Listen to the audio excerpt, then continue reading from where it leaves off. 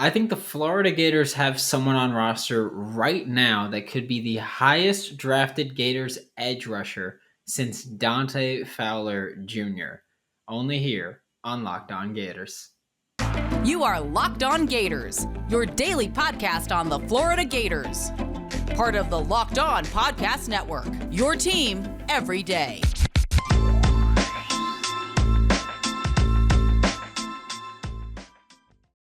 Hello, and welcome back to another episode of Locked On Gators, part of the Locked On Podcast Network, your team every day. Thanks for making Locked On Gators your first listen of the day. We are available daily and free wherever you listen to podcasts. Happy Tuesday. I'm Brandon Olson. You can find me on Twitter at WNS_Brandon. Find my written work with Whole Nine Sports and GiantsCountryofSI.com. Just going to remind you, I'm on vacation. Few more days, and then I'm back home, and then we're back to brand new latest info, hopefully, because again, this is being recorded before I leave for vacation, but hopefully talk about Jaden Rashada being a Florida Gator quarterback. But we're talking about edge rushers today, and I mean, it's very obvious who I was implying when I said that we could have the highest drafted edge on the roster since Dante Fowler Jr. went third overall to the Jaguars. It's Brenton Cox Jr. He's capable of taking over games as a rusher and a run defender, which, I mean, I genuinely, with Brenton Cox Jr., I think he's overlooked in terms of his run defense. Like, I think that everybody acknowledges, because he led the Gators in sacks last year. I think everybody acknowledges that he is a strong pass rusher, and by strong I mean skill set wise. I don't mean powerful, although he does have power. But yeah, he's one of the better run defenders on the team as well last year when he's trying. You look at the Florida State game, he played great there. There were quite a few games where it's like Brenton Cox Jr. is playing lights out right now. But there's a lot of games also where you watch and you're like, Brenton Cox Jr. is not playing right now. Like he just completely and he stays on the field. He just stops playing football. The Florida State game also, he did it where Jordan Travis kind of rolled out towards his side, and Brenton Cox Jr. was just like, stop, no, come back, and just didn't even bother chasing him. And he does that quite a bit, and it's noticeable. That's the thing. It's not like one of those plays where it's just like he's like looking like he's tired and he's like, I just can't get off the block. Like he's legit just standing there. And here's the thing also, if I'm an offensive lineman and I see someone just standing there, I'm lighting you up. It's as simple as that. If you're just standing there and you're defending, I'm allowed to just light you up. And it's probably going to help my team. So I'm just going to sprint into you and just take you out. I don't care. Like, especially if it's a run play, like we're supposed to be forward blocking. I just pancaked you. So there's that. But he, based on how the season ended and his statements after the season and just everything he's done since the 2021 season ended for the Florida Gators, it seems like Brenton Cox Jr. is motivated and ready to go in 2022. And big thing about that is last year when he was like the Florida State game, he seemed like he was like motivated, and then there were just a few plays where he just didn't try at all. The Florida State game, he was just demolishing people. Like he had one play, I forgot who got the handoff, but like Brenton Cox Jr. lit it up like he was Jadeveon Clowney in that one clip that went viral.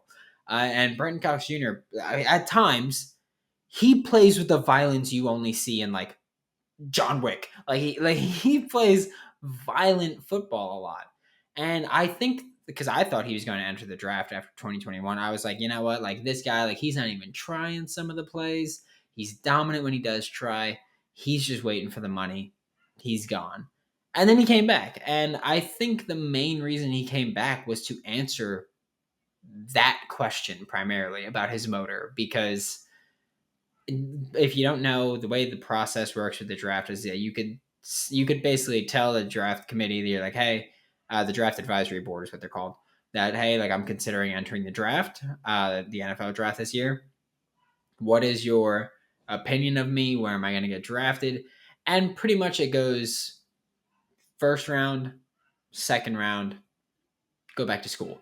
And I think Brenton Cox Jr. got to go back to school because a player with a motor issue, definitely a concern, especially when you're, I hate doing this, but when you're talking about a Florida edge rusher with a motor issue over the past few years, Ja'Kai Polite was another one of those guys. And I think that teams are going to be a little wary because it's not one of those things where it's just like, once he gets the money, he'll be trying harder, because we thought that with Ja'Kai Polite and he just got worse. So I think Brenton Cox Jr. kind of went back to answer this question, which is one of the reasons I'm like, he's going to destroy people this year. Like, he might physically kill somebody on the field this year. So I think Brenton Cox Jr. is revved up, ready to go, and he is ready to just take names. Is how I will put it for this coming season. But don't just take my word for it. Right after the break, we're going to hear from Ian Cummings from Pro Football Network. It is summertime. I am on vacation, as you can see clearly. I'm resting right now, but no, I'm on vacation and I feel pretty good with my body right now and my summer bod. How? I eat Built Bar every day. That is my snack because I have a sweet tooth, and if I don't have Built Bar, I will have chocolate or something else. And luckily, Built Bar is coated in 100% chocolate. Most bars have 130 calories, just 4 net carbs, along with 17 grams of protein. You could eat Built Bar and not feel bad. They have delicious, like mud pie isn't even slap your mama good. Mud pie is punch everyone you've ever met in the face good.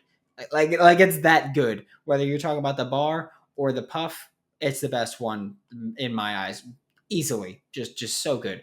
Built Bar is always coming out with new limited time flavors too, so that you'll never get bored. Use promo code LOCKED15 to get 15% off of your next order. That is locked LOCKED 15 to get 15% off of your next order with Built or BuiltBar.com. Where do you stand on Brenton Cox Jr. as an NFL prospect? Yeah, so he's an interesting one. We all expected him to kind of come out last year. Obviously, had a pretty productive year, 8 sacks, 14 and a half tackles for loss. So he shows up often when watching that tape. And when I was watching Gervon Dexter, he flashed on multiple occasions, right? So you see the talent is there. Former Georgia edge rusher, right? So they recruited him. He eventually had to transfer to Florida, and now he's coming here, and he's actually playing well. So I think with Brenton Cox, what I would say is that I think it's going to be another deep edge class. So he might get swept up a little bit, but I would not forget him if you're thinking about it. Like, this guy is very talented, and that was the first thing that came across for me is that I want to see that explosive first step, and I think he definitely has that. I think at 6'4", 253, he's got that good first step. Maybe not elite in that compartment, but very good at generating that initial momentum off the snap. You saw him surging into the backfield a lot, so I think he's very good at that. He's got that quick acceleration ability. It could work to his detriment at times, especially in run defense. You're trying to surge in the backfield when you really should just be maintaining your discipline and setting that edge. Trying to go for that play can allow running backs to sneak around and get that, that open field. So, I'd like him to be a little more disciplined in that sense. I think the hand usage can still improve a little bit. But as it stands, he's explosive. He's got great power capacity too. I think that was one thing that stood out. And it kind of ties hand in hand with explosiveness, being able to generate that momentum off the snap so that you can generate that power at the point of attack. And he's very good at that. The initial burst, and then kind of surging your hands inside the torso and knocking guys back. There are multiple occasions on tape where he's knocking guys back and he's paving open that lane. And I love to see that from a guy who's, not oversized, only 6'4", 253, right? So, definitely has that capacity for sure. When his motor's running hot, he's got a hot motor. Obviously, it can run a little cold sometimes, right? So I'd like to see that a little more consistent. But when he's hot, when he's on, this dude is tough to stop. So I think you look at the tools that are there: explosiveness, good size, good power capacity.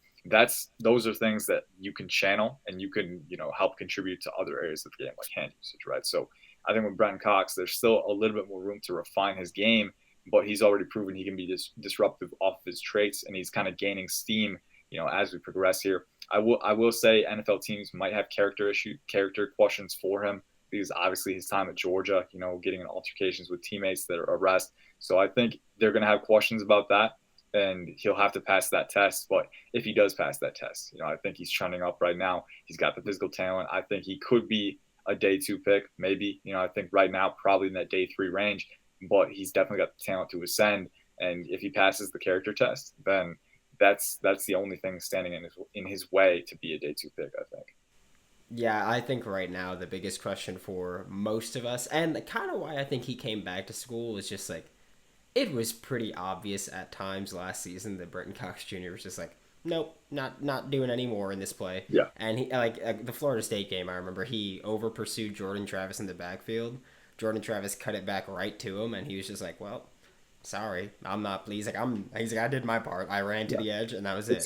It's So perplexing too, because like when his motor's hot, like the dude's in pursuit, he's rumbling, right? But when it just flips off at some point. So I need to see it more consistently, and that's a question that NFL teams are going to have, is like, hey, if he's not giving 100% all the time, like, do we want to invest in this guy? And I guarantee there's going to be a lot of hesitation coming from that if he doesn't get that wrapped up. The good news is he's already flashed a ton of promise. So if that can click for him, if he can show that more consistently, then I think the sky's the limit. The question is, some guys kind of hit that wall. Some guys it doesn't click, and you wonder what kind of guy is Cox. So I'm hoping that things click for him, that he shows that effort, that hot motor more consistently. Because if he can, if he does have the traits to maximize that. Looking at the rest of this Florida Gator edge room, we had me talk about Brenton Cox Jr., and then we had Ian Cummings talk about Brenton Cox Jr. I am higher on Brenton Cox Jr., his potential and his draft stock, than Ian Cummings is. We know that, and I don't think that's me being a Gator fan. I tend to think I tend to be pretty unbiased when evaluating players. I think it's just I think that he's going to have a great year, and I think based on his skill set, what he's shown when he's on has been dominant, and if he could do that consistently, I think he's going to get drafted fairly high. But looking at the other edges on the roster, because again, I said we could have the highest edge on roster since Dante Fowler Jr. It could be someone else. It could be Prince Leoman-Mialine, who is projected to start at field side defensive end this year. And I'm very high on what he can do as a pass rusher and run defender. We've got Chief Borders, who Chief Borders is one of those guys where he's just so incredibly versatile and athletic. He's not even draft eligible yet. He's entering his true sophomore year, but he's someone who I really like as that third edge. I think it should be Brenton Cox Jr. I think the other one should be Prince Leoman-Mialine. But I think Chief Borders should be the third one because he offers so much in terms of he's a great athlete. He can develop as a pass rusher. I don't have a question about his motor. I don't even know the kid, but something about him, I'm just like, he is going to play his heart out for Florida. I just know it. And his experience as an off-ball player and as an edge rusher kind of shows that he can be that perfect Patrick Toney fit of, you're going to drop back in coverage, you're going to pass rush, you're going to drop back, you're going to pass rush, you're going to show that your pass rusher can drop back, you're going to show that you're off ball and then pass and then run in. So Chief Borders is someone that I really like, and I think that the NFL will be high on him if he even reaches his potential. Maybe not be that guy unless he exceeds what our expectations are for him. But I do think that the NFL will very much enjoy his skill set and his play style and his motor. And I think there's always spots for guys like that in the NFL. There's David Reese, who has unfortunately dealt with some injuries throughout the time. But I mean, from what I've been told about spring ball and camp, he is looking good whenever he's participating. Then there's Lloyd Summerall, who entered the transfer portal and then came back out of the transfer portal to come back to Gainesville. I really hope he could put something together. His spring game looked pretty nice. Looked pretty nice. Good adjective. His spring game, it looked strong. He looked like a player who I was watching him in the spring game, and it's like, well, I could see him contributing. And I think that's an important part of just even seeing him in the spring game is going, if you can't succeed against the guys that you see and who can you succeed against? And with Lloyd Summerall, I felt like he looked pretty solid there, and that's something to look forward to and to be like, okay, well, maybe we got a baller on our hands here. So Lloyd Summerall is someone who has always had hype kind of around his name in Gainesville, and hopefully is going to be able to put it together this year. Antoine Powell-Ryland is another player that we're looking forward to. There's just, when you look at all of these names, all 5 or 6 that I just named, and you look at Brenton Cox Jr., you go, this Florida edge room has so much potential. There are so many guys with versatile skill sets, I guess I'll say. Brenton Cox Jr., fantastic against the run and against the pass. Princely Umanmielen has stand-up potential and hand-in-the-dirt potential. Chief Borders has edge potential, off-ball potential. He can... I think Chief Borders would be able to play hand up, or with his hand in the dirt, or stand up edge. David Reese can play stand up, hand down. Lloyd Summerall, the same thing. Antoine Powell-Ryland, probably the same thing. He seems like the type that could play the same and also play a little bit of off ball style. So there's so much potential. There's so much variety, and that can't be overstated at all, because there's just this Florida Gators, Patrick Toney, Sean Spencer defense is going to ask so much from front 7 players, where if you have a versatile skill set, they're going to put you in the best position to succeed and to find success in this defense. And I think that's just an absolute like a blessing for the Florida Gators to have that even option of putting in so many different edge defenders that can do so many different things and fit your defense perfectly. That's something that's amazing as well, because like Billy Napier, Patrick Toney, they took over a roster that was built by Dan Mullen, but built for them. And it's just wild how perfectly things shaped up. Thanks for making Locked On Gators your first listen of the day every day. We are available daily and free wherever you listen to the podcast. We'll be back tomorrow with more on your Florida Gators. Now make your second listen the Locked On NBA Big Board podcast.